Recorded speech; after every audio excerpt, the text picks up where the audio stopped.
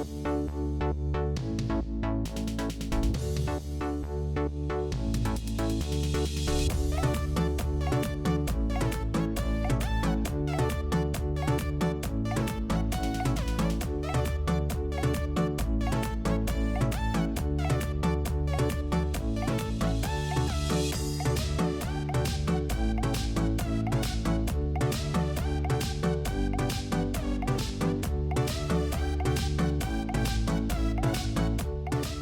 आप सभी को इन्फॉर्म करना चाहती हूँ, इस सब्जेक्ट की ट्यूशन क्लासेस स्टार्ट हो चुकी हैं। जो भी बच्चा ट्यूशन क्लासेस लेना चाहता है तो वो दिए गए नंबर्स पर हमें कांटेक्ट कर सकता है। Hello students, welcome to Nivan math academy. I hope आप सभी बहुत अच्छे होंगे, आपकी स्टडी अच्छी चल रही होगी। अगर अब तक आपने निवान मैथ एकेडमी चैनल को लाइक शेयर सब्सक्राइब नहीं किया है तो मेरी आप सभी से यही रिक्वेस्ट है, प्लीज चैनल को लाइक करें, शेयर करें और सब्सक्राइब करें। मैथमेटिक्स के सफर में मैं आप सभी का हार्दिक स्वागत करती हूँ। इसी तरीके से निवान मैथ एकेडमी के साथ पढ़ते रहिए और अपने सपनों की ओर बढ़ते रहिए। अगर आज हम बात करें कि आज का इंटरेस्टिंग टॉपिक क्या होने वाला है, तो जो आज का इंटरेस्टिंग टॉपिक है वो है हमारे पास, हम एक एक्सरसाइज करने वाले हैं जिसमें काफी 4-5 क्वेश्चंस है। ठीक है, इससे पहले मैंने आपको क्या है इंटीग्रेटिंग, नॉन एग्जैक्ट, मतलब ये सब चीजें बता चुकी हूँ। एग्जैक्ट क्या होता है, किस तरीके से हम सॉल्यूशन के बारे में डिस्कस करते हैं। एंड उसके बाद मैंने आपको टाइप लिखवाए थे कि हमारे पास इंटीग्रेटिंग फैक्टर को फाइंड करने का कोई जनरल मेथड नहीं होता है, बट कुछ टाइप होते हैं, कुछ मेथड की हेल्प से हम उनको फाइंड कर सकते हैं। तो उसमें टाइप नंबर 1 हमारे पास क्या था, इंस्पेक्शन मेथड था, जिसको हमने अच्छे से समझ भी लिया है, उसके एग्जांपल भी कर लिए। आज हम उसी के बारे में, उसी से रिलेटेड जो है हम करेंगे एक्सरसाइज। एंड अगर मैं बात करूं तो आपके एग्जाम में जब क्वेश्चंस आएंगे तो वो आपके ऊपर डिपेंड करेगा कि आपको जोन सा मेथड, क्योंकि मेथड तो वहां पे आपको बताया नहीं जाएगा कि भाई इस वाले मेथड से इस क्वेश्चन को करो। तो मेन चीज है आंसर सेम आएगा। आप इंटीग्रेटिंग फैक्टर को फाइंड करने के लिए कोई सा भी मेथड जो है, टाइप जो है, कोई सा भी अप्लाई कर सकते हो, जो भी उसमें सूट हो रहा हो। ठीक है, जो उसके हिसाब से बन रहा हो उसको आप अप्लाई कर सकते हो। क्लियर? बट यहाँ पे मैं जैसे ही मतलब सिलेबस जिस हिसाब से दिया हुआ उसी हिसाब से मैं करा रही हूँ। तो यहाँ पे मेरे पास है ये वाली एक्सरसाइज। देन यहाँ पर जो क्वेश्चंस करने हैं वो मेरे को इंस्पेक्शन मेथड से ही करने हैं, क्योंकि हर मेथड की प्रैक्टिस भी तो करानी है। तो आपके एग्जाम में अगर यहाँ से कोई क्वेश्चन आ गया और आपने इंडिकेटिंग फैक्टर जो है किसी दूसरे टाइप से निकाल के दिखा दिया तो वो गलत नहीं होगा, बस आंसर सेम आएगा। और ये चीज मैं कह रही हूँ कि आंसर सबके हिसाब से सेम आएगा। क्लियर हो गया? तो यहाँ पे वन बाय वन इनको स्टार्ट करते हैं। क्वेश्चन नंबर फर्स्ट ये है मेरे पास। ठीक है, तो सबसे पहले मैंने जो स्टेप्स लिखवाए हैं, स्टेप्स के हिसाब से ही हम यहाँ पे चलेंगे। तो यहाँ पे हम सॉल्यूशन इसका करने जा रहे हैं। अगर मैं यहाँ पे सॉल्यूशन की बात करूं तो सबसे पहला स्टेप क्या होता है मेरे पास, स्टेप फर्स्ट क्या होता है, सबसे पहले स्टेप ये होता है हमारे पास कि जो भी मेरे पास मतलब यहाँ पे डिफरेंशियल इक्वेशन गिवन है, क्या वो मेरे पास mdx प्लस के dy इक्वल टू 0 की फॉर्म में है कि नहीं है।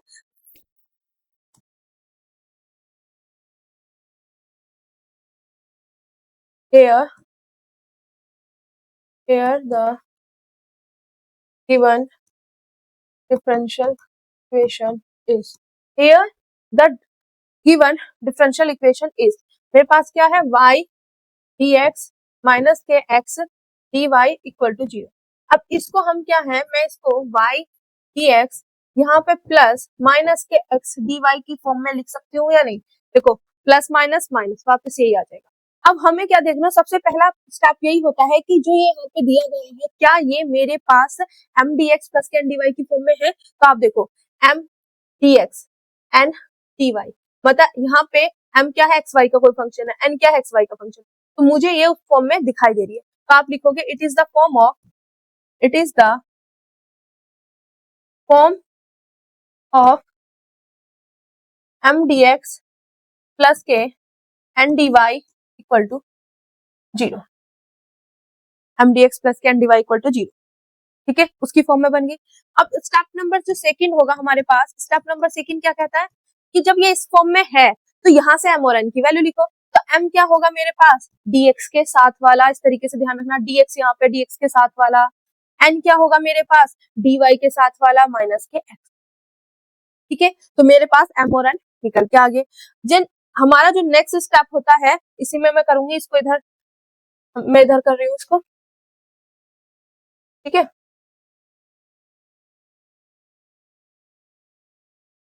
यहां से नेक्स्ट स्टेप जो होगा मेरे पास, स्टेप नंबर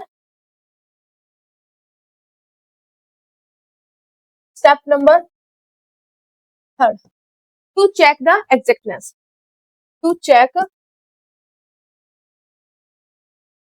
एग्जैक्टनेस, क्योंकि सबसे पहली बात तो ये है कि भाई चलो ठीक है mdx प्लस कैन dy इक्वल टू 0 की फॉर्म में है, देन हमारे पास m और n ये आ गए, बट हमें ये भी देखना है कि अगर ये एग्जैक्ट है कि नहीं है। अगर एग्जैक्ट हुई तो डायरेक्ट सॉल्यूशन निकालेंगे, अगर एग्जैक्ट नहीं हुई तो भाई फिर इंटीग्रेटिंग फैक्टर निकालेंगे और उसके हिसाब से फिर हम इसको सॉल्व करेंगे। ठीक है, क्लियर हो गया। तो यहाँ पे एग्जैक्टनेस के चेक करने के लिए हमें क्या निकालना पड़ता है, del m upon del y।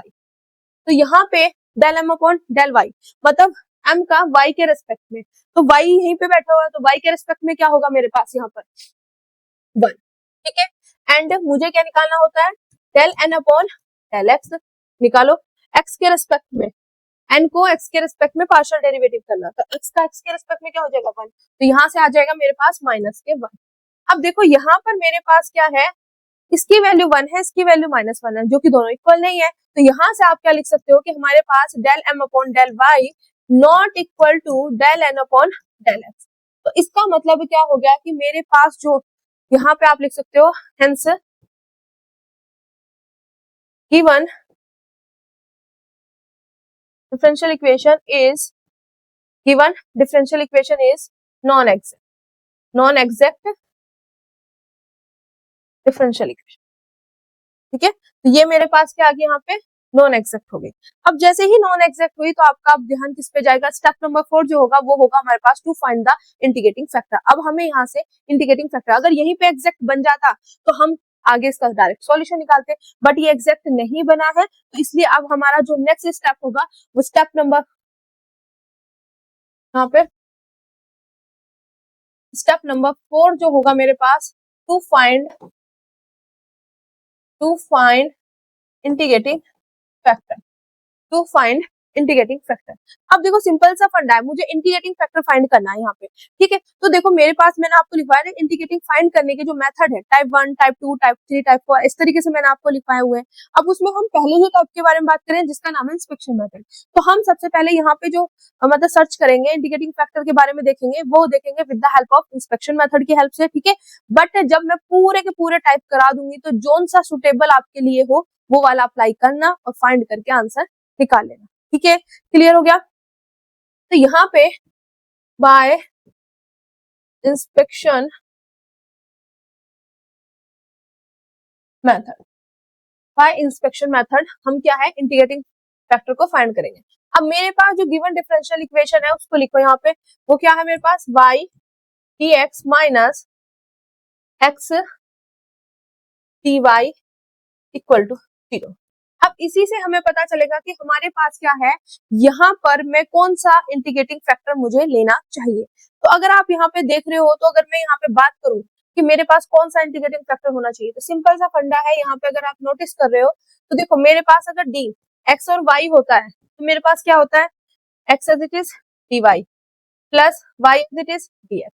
तो यहाँ पे प्लस साइन होता है, बल्कि यहाँ पे क्या है माइनस। तो माइनस वाला साइन जो होता है वो हमारे पास किस में होता है, u अपॉन v वाले में। ठीक है, तो इसमें क्या होता है मेरे पास, नीचे वाले का स्क्वायर, नीचे वाला एज इट इज, ऊपर वाले का डेरिवेटिव, माइनस ऊपर वाला एज इट इज और नीचे वाले का डेरिवेटिव, इस तरीके से होता है। ठीक है, तो यहाँ पे अगर आप नोटिस करोगे तो y dx, ठीक है, और माइनस के x dy, तो कुछ इस तरीके से है जहां v की जगह क्या है भाई, v की जगह है y और u की जगह है मेरे पास x।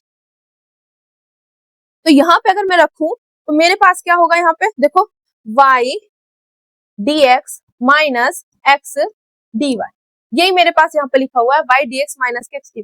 तो ये मेरे पास अपोन वाले से आ रहा है, ना कि मेरे पास प्लस या वैसे वाले से। ठीक है, तो इसका मतलब मैं यहाँ पे अगर अपोन वाला पोर्शन कुछ इस तरीके से बना दूं तो मेरा काम बन जाएगा। तो अगर आप यहाँ पे नोटिस कर रहे हो ये वाला पोर्शन तो है मेरे पास, बट अपोन वाला तो है ही नहीं। और अपोन में आता कौन सा, जो यहाँ पर है, तो मेरे पास अपोन में क्या जाएगा, y है ना, और उसका भी क्या स्क्वायर।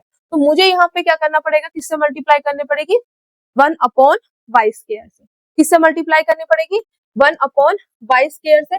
अब 1 अपॉन y स्क्वायर बनते ही मेरा क्या काम हो जाएगा यहाँ पे। ठीक है, अब इनका देखो शॉर्टकट तरीका भी होता है, जब अगर हम कॉम्पिटेटिव एग्जाम में बैठे हैं तो तब वहां पे इसका क्या होगा, शॉर्टकट तरीका अपनाएंगे। ठीक है, तो वो डिपेंड करता है कि कभी कभी क्या होता है हमसे नहीं बन पाता इस तरीके से, तो लॉन्ग तरीके से भी बता रही हूँ और शॉर्टकट तरीके से भी। तो यहाँ से ये फंडा समझ आ गया कि यहाँ पे मुझे इसको किससे मल्टीप्लाई करना है, 1 अपॉन y स्क्वायर से। क्यों मल्टीप्लाई करना है ये समझ आ गया, क्योंकि मेरे पास ये फॉर्मूला इससे बन रहा है ऊपर, है ना, ऊपर, तो ये आ गया। और नीचे भी तो मुझे इस तरीके से चाहिए, तभी तो मैं लिखूंगी ये किसका है, ये इसका डेरिवेटिव है, ठीक है, इस तरीके से। तो ये वाला पोर्शन तो है, ये नहीं है, तो ये लाने के लिए मैं मतलब इसको मैंने इसमें कन्वर्ट किया, तो मतलब मुझे 1/y² से क्या करना पड़ेगा, मल्टीप्लाई, तभी मेरे पास ये वाला पोर्शन आएगा। और यहाँ से ये वाला पोर्शन बनेगा क्या, डी, यू की वैल्यू क्या है x और v की वैल्यू y, x/y।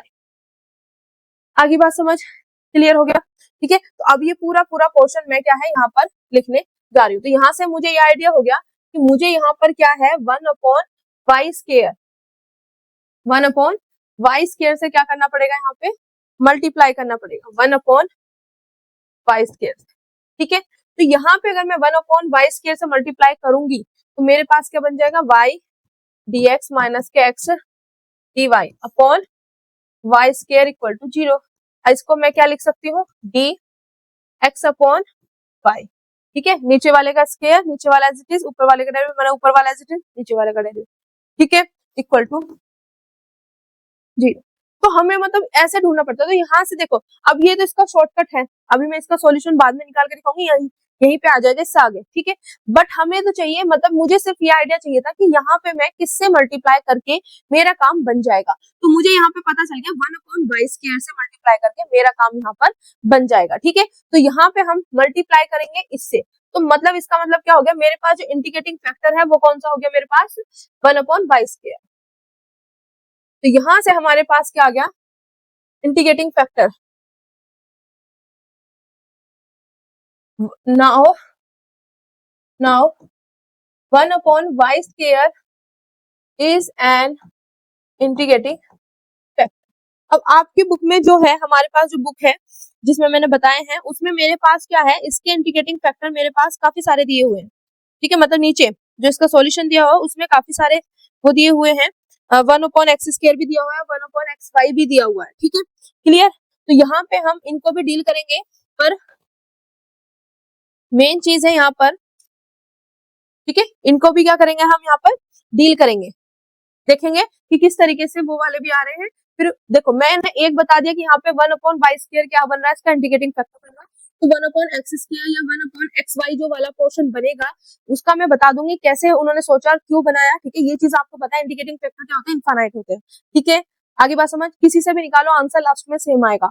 एंड वे वाले दोनों जो है, ये 1/xy और 1/x², ये बता के उसका उसके हिसाब से जो सॉल्यूशन निकलेगा वो आप खुद निकालोगे, ठीक है। This is your work, clear हो गया। अब यहाँ पे मेरे पास क्या है, ये पोर्शन आ गया। अब मेरे पास इंटीग्रेटिंग फैक्टर निकल गया, आगे बात समझ। तो स्टेप नंबर 5 क्या होगा मेरे पास, स्टेप नंबर 5, यहां से मेरे पास क्या होगा, m1 क्या होगा मेरे पास, बताओ जल्दी फटाफट। m1 क्या होगा कि जो मेरे पास m है उसको मल्टीप्लाई कर दूंगी इंटीग्रेटिंग फैक्टर से। तो मेरे पास m क्या है, m है y, तो m मल्टीप्लाई मैं यहाँ पे लिख रही हूँ इंटीग्रेटिंग फैक्टर, ये चीज मैंने पहले भी आपको बता दी थी। n1 मेरे पास क्या आएगा, यहाँ पे n मल्टीप्लाई इंटीग्रेटिंग फैक्टर, ठीक है। तो यहाँ पे मेरे पास m क्या है, y, m क्या है मेरे पास, y है, और इंटीग्रेटिंग फैक्टर क्या है, 1/y²। तो यहाँ से मेरे पास अगर मैं बात करूं तो m1 की वैल्यू क्या आ जाएगी, 1/5। किसी को कोई दिक्कत यहाँ तक। और सिमिलरली n1, n क्या है मेरे पास, माइनस के x, इंटीग्रेटिंग फैक्टर क्या है, 1/5²। n1 की वैल्यू आ जाएगी माइनस के x/5²। ये आ गया मेरे पास n1। अब देखो यहाँ से m1 n1 आ गया, बट अब भी हमें ये चीज चेक करनी है कि क्या मेरे पास ये जो है इंटीग्रेटिंग फैक्टर जो हमने लिया है, क्या मेरे पास इंटीग्रेटिंग फैक्टर ये आया है, ठीक है। दूसरा यहाँ पे क्या ये मेरे पास एग्जैक्ट बन रहा है कि नहीं बन रहा। अब देखो इसको किस तरीके से चेक करते हैं, इंटीग्रेटिंग फैक्टर आते ही देखो मैंने m1 n1 लिख लिया। इंटीग्रेटिंग फैक्टर आते ही हमारा काम क्या होता है कि उसको हम क्या करते हैं, मल्टीप्लाई करते हैं नॉन एग्जैक्ट डिफरेंशियल इक्वेशन से, और वो उसको क्या बना देता है, एग्जैक्ट में। तो मेरे पास यहाँ पर जो डिफरेंशियल इक्वेशन नॉन एग्जैक्ट है वो ये है। अब इसको एग्जैक्ट कैसे बनाया, 1/y² से मल्टीप्लाई करके। तो मेरे पास यहाँ पे देखो,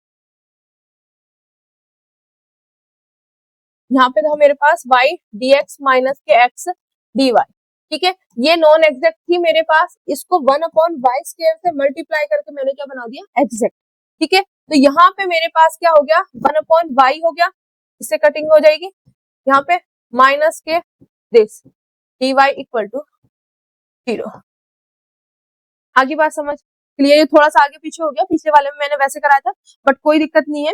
मेन चीज है जैसे ही मेरे पास इंटीग्रेटिंग फैक्टर आया तो हमें पता है इंटीग्रेटिंग फैक्टर क्या करता है, जो गिवन डिफरेंशियल इक्वेशन है उससे मल्टीप्लाई होके उसको क्या बना देता है, नॉन एग्जैक्ट को एग्जैक्ट। तो मैंने उसको मल्टीप्लाई कर दिया। अब जो मेरे पास डिफरेंशियल इक्वेशन है वो ये है गिवन, इसको इंटीग्रेटिंग फैक्टर से मल्टीप्लाई कर दिया और ये मेरे पास क्या बन गई, एग्जैक्ट। अब यही से मैंने क्या है, ये m1 n1 लिखे हैं। m1 क्या होगा मेरे पास, देखो 1/y, तो 1/y आ गया। n1 क्या है मेरे पास, माइनस के x/y स्क्वायर, माइनस के x/y स्क्वायर। ठीक है, अब देखो ये मेरे को चेक करना पड़ेगा कि जो यहाँ पे इसने, ये तो हमें पता है कि इंटीग्रेटिंग फैक्टर क्या है, इसको एग्जैक्ट बनाता है। ठीक है, बट एक बार हमें चेक भी करना पड़ेगा कि क्या ये एग्जैक्ट बनी है कि नहीं बनी, क्योंकि इंस्पेक्शन मेथड में हम अपनी साइड से वो सोच रहे हैं, बाई चांस यहाँ पे एग्जैक्ट ना बनी तो हमने जो इंटीग्रेटिंग फैक्टर माना है वो गलत माना है। ठीक है, क्योंकि वो फैक्टर क्या है, इंटीग्रेटिंग फैक्टर तभी बनेगा जब इसको एग्जैक्ट बना देगा। तो यहाँ पे हम चेक करते हैं। तो चेक करने के लिए हमारे पास सिंपल सा फंडा है, यहाँ पर मेरे पास 1 मिनट,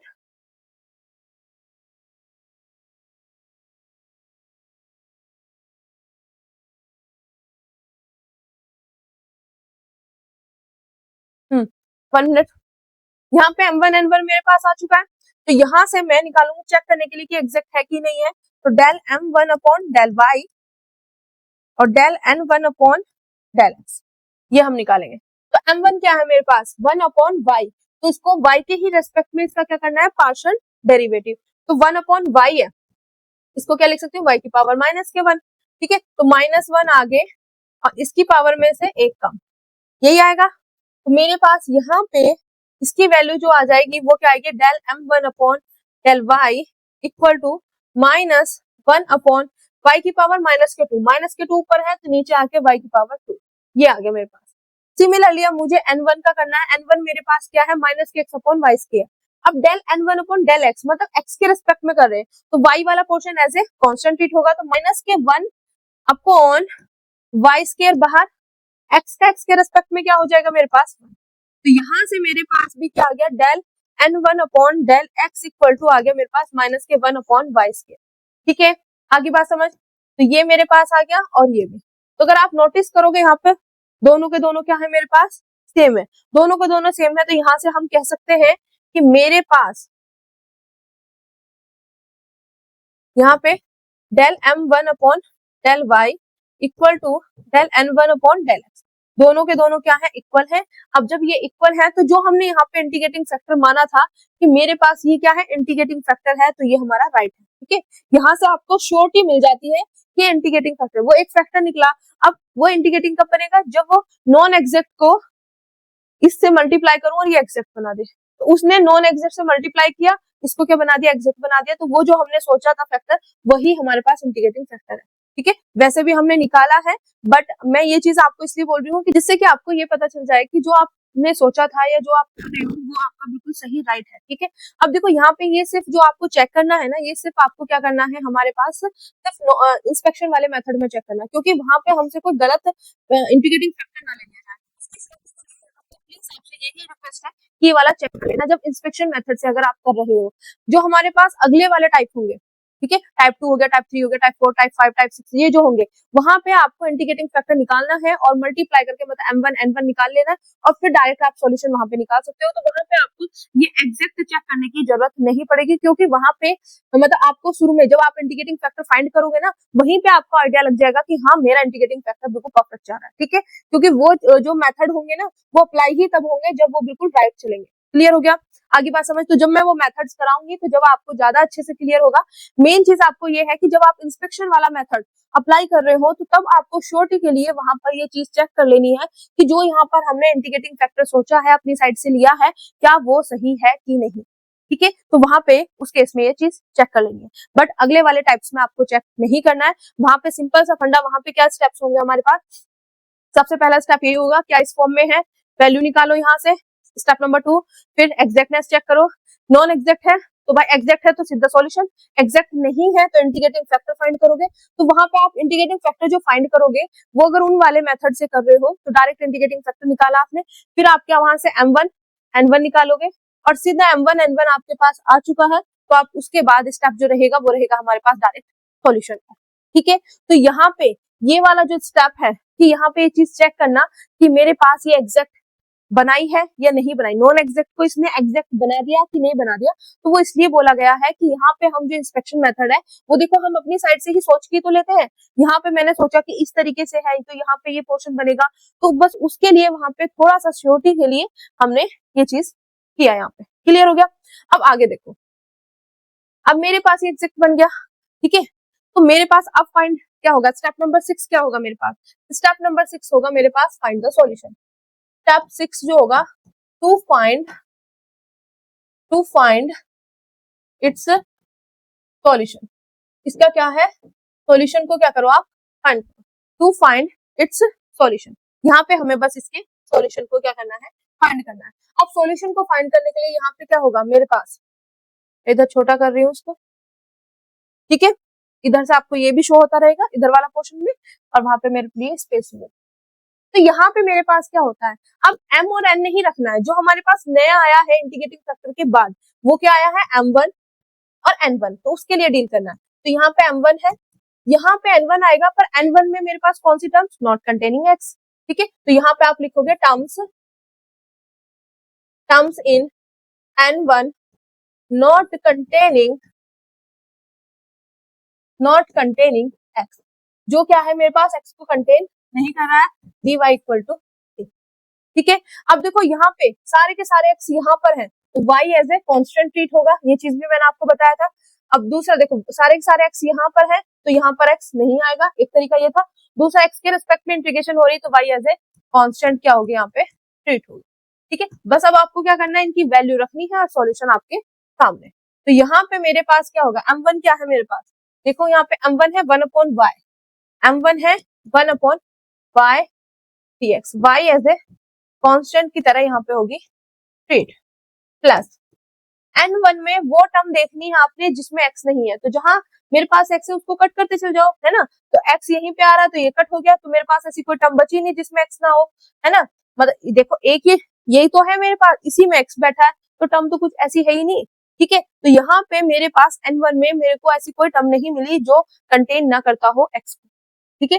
कहने का मतलब ये है कि हमें या तो कोई कांस्टेंट ऐसा हो, है ना, कांस्टेंट बैठा हो, या सिर्फ y का फंक्शन हो, वही हम यहाँ पे रखते हैं। बट यहाँ पे x वाला जहां भी आपको दिखाई देना, n1 में जहां भी x वाला दिखाई दे उसको आपको क्या लेना है, विदाउट x वाला, ठीक है। तो वहां पे x बैठा है, तो विदाउट x वाला हमें नहीं मिला, तो यहाँ पे इसकी वैल्यू आएगी 0 और दिस इक्वल टू। अब देखो y क्या है, एज ए कांस्टेंट, तो जब y एज ए कांस्टेंट है तो 1/y भी कांस्टेंट होगा, तो ये क्या जाएगा इंटीग्रेशन से बाहर। अब यहाँ पे आ गया इंटीग्रेशन dx, ये 0 हो गया इक्वल टू c। अब यहाँ पे dx का क्या होता है, x होता है, x/y इक्वल टू c। तो ये मेरे पास यहाँ पे आ गया x/y इक्वल टू c, और इसको आगे सॉल्व करके लिख सकते हैं x equal to c y। This is your solution, this is your solution. ऐसे भी लिख सकते हो x इक्वल टू, है ना। एंड आपकी बुक में जो दिया हुआ है वो मेरे पास किस तरीके से दिया हुआ है, इसको हम आगे ऐसे भी कर सकते हैं, 1 मिनट, क्योंकि मेन चीज है बुक से भी मैच करा दे, ठीक है। ऐसे भी आपके सामने x equal to c y, this is your right answer, कोई दिक्कत नहीं है। बट आपके बुक में दिया हुआ है y इक्वल टू समथिंग करके, तो आप ऐसे भी लिख सकते हो। यहाँ पे y है ना, तो y लिखो, ये c को नीचे ले आओ, 1/c x। अब देखो सिंपल सी चीज है, 1 c क्या है, आर्बिट्रेरी कांस्टेंट, तो 1/c भी क्या होगा, कोई ना कोई आर्बिट्रेरी कांस्टेंट होगा। तो इसकी जगह मैं रिप्लेस कर देती हूँ y equal to c1 x। तो आपके पास सॉल्यूशन ऐसे भी आ सकता है और ऐसे भी, ठीक है। कभी आप ये चीज सोचने लग जाओ ये गलत नहीं है, ये भी सही है। आगे बात समझ क्लियर हो गया फंडा, ठीक है। तो ये भी मेरे पास राइट है, सिर्फ डिफरेंस किस चीज का है कि जो ये c है ये मेरे पास यहाँ पे y के साथ बैठा हुआ है, अगर इसको मैं 1/, है ना, कर देती तो मेरे पास यही आ जाता। क्लियर हो गया, आगे बात समझ। तो हमारे पास y equal to c1 x, या आप इसको मान लो शुरू से ही c1 ले लो, यहाँ पे c1 ले लोगे, ये c1 ये c1 ये c1, यहाँ पे ये c1, तो यहाँ पे मेरे पास नीचे क्या आ जाएगा, ये आ जाएगा c, ठीक है। तो y equal to c x. Clear हो गया फंडा, किसी को कोई दिक्कत, आगे बात समझ, है ना। अब देखो ये सिंपल सा फंडा इतना होना चाहिए कि मेरे पास क्या है, यहाँ पर कोई ना कोई आर्बिट्रेरी कांस्टेंट बैठा होना चाहिए, वही बैठा है। तो जैसे आपको सही लगे वैसे तरीका सही है, ठीक है। ये सिर्फ हमारे पास क्या आर्बिट्रेरी कांस्टेंट को रिप्लेस करने का तरीका है। तो मेरे पास ये भी आंसर सही है, ये भी आंसर सही, ठीक है। तो हमारे पास ये पूरा का पूरा पोर्शन यहाँ पे आ गया। अब दूसरा तरीका जो मैंने यहाँ पे देखो शॉर्टकट था, यहाँ था ना मेरे पास शॉर्टकट, तो मैंने यहाँ पे आपको बोला था कि मैं यहीं पे आपको करके दिखाऊंगी शॉर्टकट जो है मेरे पास, ये आगे करके दिखा देती हूँ, है ना। वहां पे शॉर्टकट लिख के सॉल्यूशन आ चुका है मेरे पास। अब यहाँ पे मैं लिखवा रही हूँ शॉर्टकट से, शॉर्टकट मेथड, ठीक है, क्योंकि शॉर्टकट मेथड भी आना चाहिए। तो शॉर्टकट मेथड में देखो मेरे पास यहाँ पे क्या आया था, यहाँ पे अगर देखोगे कि मेरे पास ये वाला क्वेश्चन था, यहाँ से मुझे पता चला कि इसे 1/y² से मल्टीप्लाई करूंगी तो मेरे पास कुछ ऐसा बन जाएगा। तो यहाँ तक मेरे पास ये बन चुका था, ठीक है। तो यहाँ से मेरे पास क्या बना, dx अपॉन, पूरा ही कर देती हूँ मैं, ठीक है। तो यहाँ पे मेरे पास जो गिवन डिफरेंशियल इक्वेशन थी क्या थी, y dx माइनस के x dy इक्वल टू 0, यही थी। एक बार चेक कर लेते हैं, y dx माइनस के x dy, ठीक है, ये आ गई। अब मैं इसको 1/y² से क्या कर दूंगी, y² से, या 1/y² से मल्टीप्लाई कर दो या डिवाइड कर दो, ये मेरे पास इक्वल टू 0 पूरे के हैं, इक्वल टू 0। तो ये मेरे पास क्या बन गया, d, देखो ऊपर x नीचे y, क्योंकि जो नीचे है वो नीचे ही रहेगा जिसका स्क्वायर हो रहा है, ठीक है। अब यहाँ पे मेरे पास इंटीग्रेशन लोगे तो सिंपल सा इंटीग्रेशन का देखो dx होता है ऐसे, तो इसके साथ वाला ही तो आता है। सिमिलरली जब मैं इसका इंटीग्रेशन लूंगी तो ये साथ वाला ही तो आएगा, तो यहाँ पे आएगा x upon y equal to यहाँ पे कोई ना कोई c, ठीक है। आगे बात समझ, फिर इसको C1 ले लो, वही चीज है, अगर आपको बुक के उससे मैच करना है, बट अगर आप वैसे भी लेते हो तो आपका आंसर गलत नहीं है। तो यहाँ से मेरे पास क्या हो जाएगा, y इक्वल C1, है ना, C1 y equal to x। इसको आप आगे कैसे कर सकते हो, आगे आप लिख सकते हो यहाँ पे y 1/C1x, 1/C1 को क्या ले लिया आपने, c, y equal to c, ठीक है। तो यहाँ पे ये वाला आंसर भी सही है और ये वाला, जैसे आपको बेटर लगे, ठीक है, क्लियर हो गया। तो ये शॉर्टकट तरीका होता है, जहां कहीं पे अगर आपको मतलब इस तरीके से क्वेश्चन आए तो आप शॉर्टकट इस तरीके से भी इसको सॉल्व कर सकते हो, ठीक है। आगे बात समझ, क्लियर हो गया। अब देखो यहाँ पे मैंने जब इंटीग्रेटिंग वाला फैक्टर आपको कराया था तो मैंने सिर्फ एक इंटीग्रेटिंग फैक्टर लिया। मैंने आपको बोला था कि इस केस में मेरे पास इंटीग्रेटिंग फैक्टर जो आएंगे वो क्या क्या आएंगे, मेरे पास एक है, और ये वाला ना मैंने आई थिंक शुरू में भी करवाया था, ठीक है। तो यहाँ पे मैं वही चीज बोल रही हूँ, शुरू में जब मैंने आपको इंटीग्रेटिंग फैक्टर की मतलब डेफिनेशन बताई थी तो वहां पे मैंने ये चीज कराया था कि एक क्वेश्चन लिया था उसके 3 इंटीग्रेटिंग फैक्टर निकल के आए थे, तो मैंने वहां पे ये वाला पोर्शन भी कराया हुआ है, ठीक है। तो मैंने ये दोबारा एक्सरसाइज का क्वेश्चन है तो इसलिए मैंने इसको दोबारा कराया। तो यहाँ पे मेरे पास इंटीग्रेटिंग फैक्टर क्या है, 1/y², 1/x² भी है, 1/xy भी है, क्लियर। आगे बात समझ, अब देखो 1/y², वहां पे सिर्फ इंटीग्रेटिंग फैक्टर तक मैंने आपको समझाया था, ठीक है। यहाँ पे पूरा सॉल्यूशन करना है तो इस वजह से पूरा कराया। तो देखो यहाँ पे 1/y² से मैंने करवा दिया, ठीक है। x² आप कैसे सोचोगे कि ये इंटीग्रेटिंग फैक्टर हो सकता है, या मेरे पास 1/xy भी मेरे पास इंटीग्रेटिंग इसका फैक्टर हो सकता है, ये कैसे माइंड में आएगा वो चीज मैं बता रही हूँ, क्योंकि इसका तो मैंने बता दिया है ना, इनका बता के फिर इनके हिसाब से सॉल्यूशन निकाल के देखना और आपका आंसर सेम आएगा। जो आंसर यहाँ पे आया तो शॉर्टकट से भी सेम आया, ये जो आंसर आया है यही आपका आंसर आएगा। अब देखो यहाँ पर मेरे पास क्या है, y dx माइनस के x dy इक्वल टू क्या है, 0। अब देखो यहाँ पे मैं इसको माइनस से मल्टीप्लाई करूं तो माइनस, देखो ये प्लस हो जाएगा और ये माइनस, ठीक है, और 0 को माइनस से करेंगे तो 0 ही रहेगा। अब यहाँ पे हमारे पास जो पोर्शन है, इस चीज को ध्यान से समझना, यहाँ पे सबसे पहले क्या दे रखा है, x। तो देखो मेरे पास u अपॉन v से ही मैंने आपको समझाया था, नीचे वाले का स्क्वायर होता है, नीचे वाला यहाँ पे होता है और फिर इसका डेरिवेटिव। तो अगर आप यहाँ पे नोटिस करो, फिर ऊपर वाला एज इट इज नीचे वाले का डेरिवेटिव, तो यहाँ पे नीचे वाला बैठा होता, तो यहाँ पे कौन बैठा, नीचे वाला x, ठीक है। यहाँ पे y, u की जगह y, और यहाँ पे u की जगह y, और यहाँ पे, ठीक है। तो यहाँ पे हमारे पास क्या था, अब तक था 1 अपॉन वो करके, है ना, मतलब इस तरीके से मेरे पास x अपॉन y था, अब y अपॉन x हो जाएगा, क्योंकि नीचे वाला यहाँ पे जैसे कि माइनस से मल्टीप्लाई करी ना, तो नीचे वाला जो पोर्शन है वो मेरे पास ये बन गया, यहाँ पे देखो, और यही तो नीचे आ रहा है। तो यहाँ पे हम क्या करेंगे, मल्टीप्लाई करेंगे 1/x², से किससे मल्टीप्लाई करेंगे, 1/x। तो इस तरीके से आपने नोटिस किया, देखो अगर यहाँ पे प्लस वाला होता तो एक्स वाई आ जाता, ठीक है, बट यहाँ पे मेरे पास प्लस नहीं है, माइनस है, तो माइनस में अपॉन वाला आएगा, तो यहाँ पे मेरे पास जो नीचे होगा उसका स्क्वायर और नीचे वाला यहाँ पे बैठा दिखाई देगा, तो यहाँ पे इसके साथ में कौन बैठा है, x, तो यही मेरे पास क्या आएगा नीचे। तो मेरे पास इतना पोर्शन है, ये वाला पोर्शन नहीं है, तो इस वजह से यहाँ पे 1/x² से क्या करोगे आप, मल्टीप्लाई। ठीक है, तो देखो यहाँ पर आप, मैं इसकी जगह चेंज कर रही हूँ, ठीक है, यहाँ पर इसकी जगह चेंज कर रही हूँ, तो यहाँ पे है मेरे पास x, u की जगह है y और dx, और अपॉन में क्या आएगा यहाँ पे x²। तो इतना पोर्शन मेरे पास है, बट ये वाला नहीं है, तो इस वजह से यहाँ पे हम 1/x² से क्या करेंगे, मल्टीप्लाई करेंगे, और यही मेरे पास यहाँ पे इसका इंटीग्रेटिंग फैक्टर बनेगा। अब मैं अभी इसका सॉल्यूशन जो है शॉर्ट में अभी बता दूंगी, ठीक है, लॉन्ग में आप करके देखना। क्लियर, आगे बात समझ। तो यहाँ पे किस तरीके से आपके माइंड में आया कि मैं ऐसे भी कर सकते हैं, तो यहाँ पे मेरे पास क्या आ गया,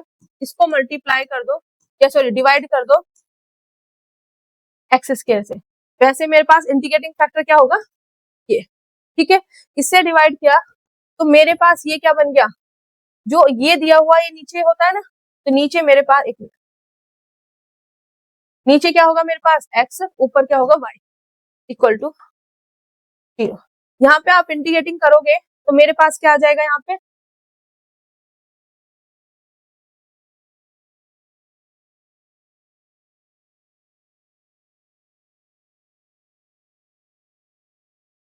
ठीक है, तो यहाँ पे मेरे पास क्या आ जाएगा, इसका इंटीग्रेटिंग करोगे तो y upon x equal to c, तो यहाँ से देखो डायरेक्ट आ गया y equal to cx, this is your solution. तो अगर आप उसको वहां पे लॉन्ग मेथड से करोगे, देखो शॉर्टकट से मैंने बता दिया, लॉन्ग मेथड से यहाँ पे मेरे पास 1/x² से मल्टीप्लाई करोगे तो दिस इज m1 n1 हो जाएगा, फिर एग्जैक्ट चेक करो तो आपको श्योरली पक्का कंफर्म कि हाँ हम सही रास्ते पे है भाई, हमारा सॉल्यूशन बिल्कुल परफेक्ट डायरेक्शन में जा रहा है, फिर इस तरीके से आप सॉल्यूशन निकाल लोगे। ठीक है, क्लियर हो गया, और ये हो गया शॉर्टकट तरीका। सिमिलरली अब ये मेरे पास कैसे आएगा कि मेरे पास ये क्या है, इसका इंटीग्रेटिंग फैक्टर होगा। अब देखो यहाँ पे मेरे पास डिफरेंशियल इक्वेशन क्या है, दिस y dx माइनस के x dy इक्वल टू 0। देखो हर उसका बता रही हूँ कि कहाँ कहाँ से कैसे कैसे आपके माइंड में आ सकते हैं।